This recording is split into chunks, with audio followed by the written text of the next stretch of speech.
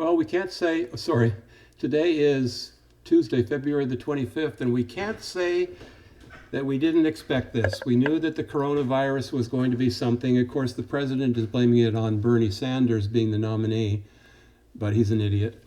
It's all coronavirus. If it were Bernie Sanders, the UK market wouldn't be down, the French market wouldn't be down, the Japanese market wouldn't be down, the Chinese market wouldn't be down. You know what I'm saying. So look at the volume, particularly telling. Now this is 2 days in a row with super volume. This is a lot of selling. 85% decliners, so it's almost 9-to-1 decliners to advances. Red pretty much everywhere. I'm going to try to get in on this here and show you where we might have seen some green. Where did we see some green? Even Gilead, the one who's possibly coming up with a vaccine, was down today. This stock, they're not picking up on it. Don't know what it is. It's in the biotech area. That must be something to do with the coronavirus. And this financial REIT was up a little bit. But other than that, nothing to write home about. Certainly nothing of importance. The New York Stock Exchange, the New York Index, was advancers and decline. That's the weekly totals. Let's look at advancers and decliners up here. Come on. Issues, trade, back here to the New York Stock Exchange. 285 advancers, 2,700. So this same, it's worse. It's 10-to-1 here. There were still 52 new highs, 367 new lows, but the declining volume, look at that, the declining volume was 10 times higher than the advancing volume. That tells you everything right there. Everybody was selling. Look at the market breadth.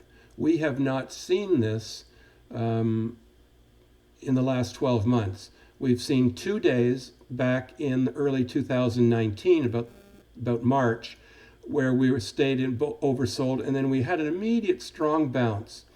We haven't seen anything like that. We haven't seen, have we seen a day where there's been 2 below the oversold line?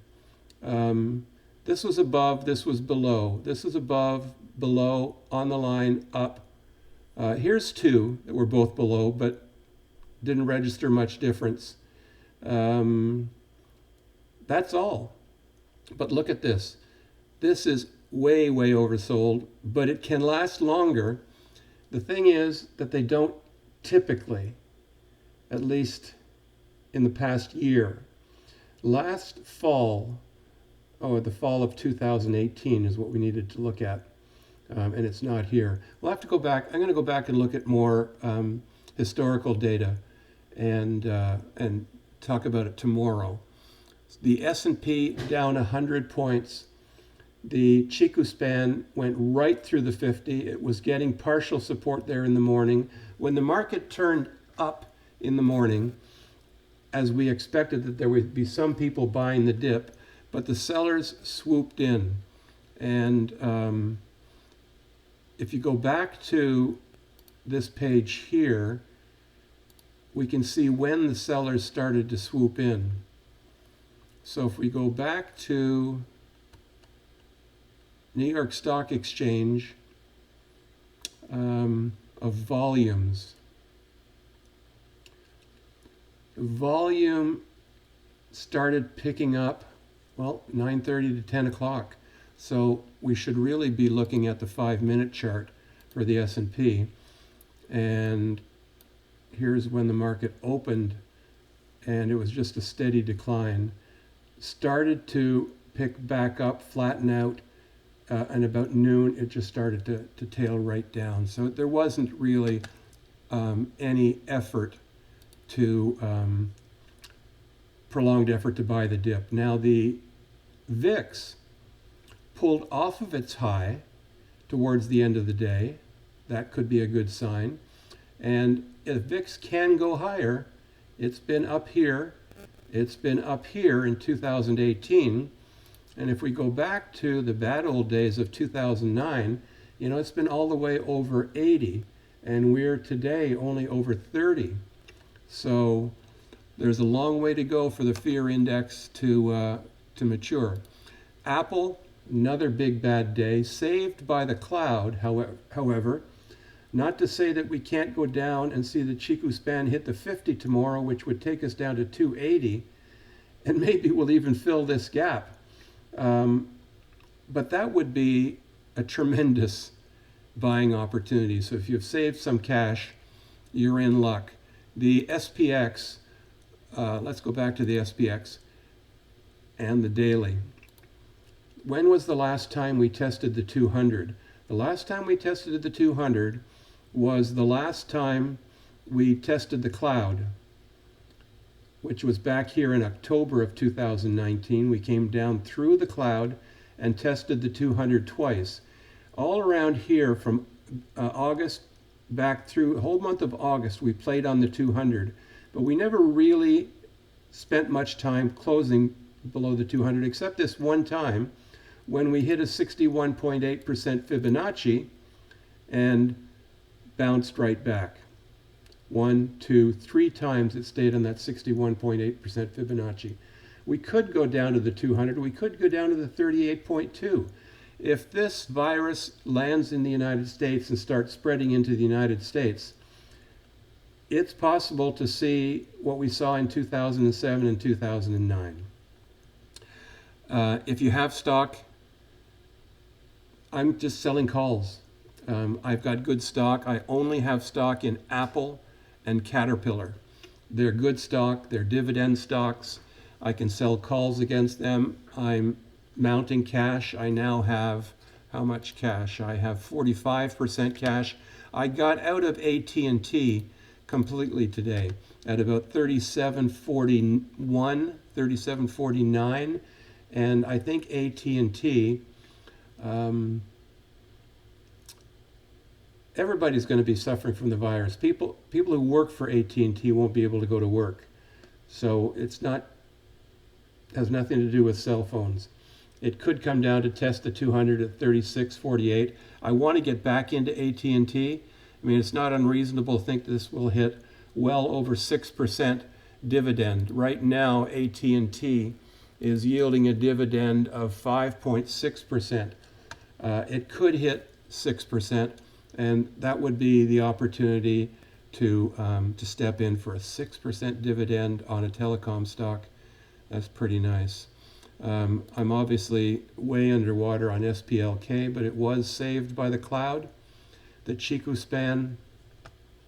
Kevin asked some questions about the Tenkan-sen and the Kijun-sen.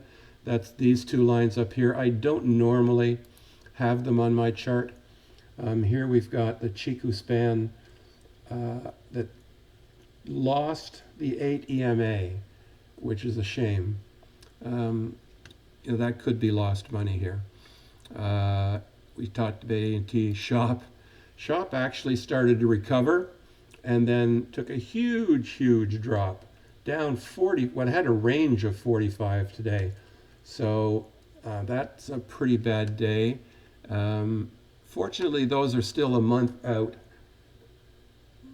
but it's probably dead money as well. So I knew what my risk was going into those. It was $1,500 on Shop and about $600 or $700 on SPLK. I will absorb that battering. Amazon into the gap, saved by the 50 EMA, but into the gap could very well go to close the gap. Whirlpool down now at 135, so it's broken this wedge pattern and probably has more to go to lose. Again, another good stock and a good dividend stock that we could be able to pick up at a really good price. It's already lost the 200 and the 50 is starting to point down, so Whirlpool is heading for more hammering. Tesla, 798. Still glad I got out of my puts because my puts were at 70, a 700. So it's looking for support on this 300%. Everything's going to be going down. Google 1395, lost the 50, could be heading down to the 200. Not sizable volume. The sizable volume was Friday and Monday. What else do we want to look at? Let's look at Home Depot, which popped up because of really good earnings. It was up 6% at one point, but it lost it all. Again, people aren't going to be going to stores if they have to wear masks. So it's also showing it that it's overbought. Like everything else was showing overbought. So this drop is, you can blame it on the coronavirus, but the market was ready for this drop. A lot of people are breathing a sigh of relief saying, thank God, here's the drop we've been expecting. The market was overbought. If we have any dry powder, we're going to wait for the time to unload on it. And the indications we're going to look for is the 200 on the S&P. For Apple, we're going to look at the bottom of the cloud. We're going to look at the bottom of the gap. That's going to be an opportunity for us possibly on Apple. Caterpillar buying opportunity. Look at this. We didn't show Caterpillar, did we? Caterpillar came down to this remarkable trend line that we've spotted that began back in January of last year, was hit twice in September, October of 2018, and then again July 2000, and broken through in October, came down to test on July 31st, and we're down to test again. And we've saved that. We're saved by that trend line. I believe we're going to lose it. That was also 38.2% Fibonacci. So that's telling. But Caterpillar could be looking to fill this gap. It could be going as low as this gap. I didn't mean to move the gap. I meant to stretch it out. So where is an opportunity to buy Caterpillar? If it doesn't go to that gap, it could go as far as this price here. So we could be looking, in this neighborhood for an opportunity to buy. Wouldn't that be a fantastic opportunity? And that would have a really nice dividend. Right now, Caterpillar's dividend is 3.2%. If it got down to 115, it could be 3.5, 3.6% dividend. That's it for today. Where are we going tomorrow? There's no indication that we're moving up, except our McClellan indicator was so far down, we might see some money moving into the market. We might see a temporary bounce, but we're going to be sticking to oversold on the market oscillator, I think, for quite some time. I'm going to pull up the 2007 to 2009 data for you and do a quick little video tonight on that.